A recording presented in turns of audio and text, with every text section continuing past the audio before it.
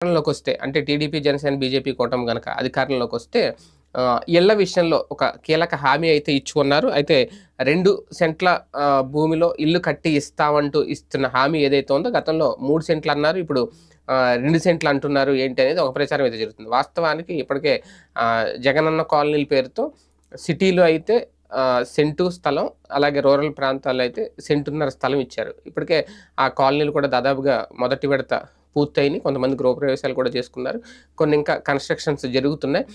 కేటాయింపులయితే దాదాపుగా అయిపోయినాయి. అయితే దాన్ని ఢీకొట్టారు. ఎందుకంటే ఇంతకుముందు టిడ్కో ఇల్లని ఇచ్చారు తెలుగుదేశం పార్టీ హయాంలో. అవి ఇంకా కొన్ని ప్రారంభానికి నోచుకోలేదు. గృహప్రవేశానికి సిద్ధంగా ఉన్నాయి, కానీ రాష్ట్ర ప్రభుత్వం వాటిని కేటాయించట్లేదు అంటూ మొదటి నుంచి విపక్షాలు మాట్లాడుతున్నా, కేటాయించిన వాట్లలో వచ్చి స్థిరపడడానికి చాలామంది అంగీకరించట్లేదు. అంటే ఇవి విడిగా స్థలం ఇచ్చి ఒక ఇండివిడ్యువల్ హౌస్ ఏర్పాటు చేయడం వేరు.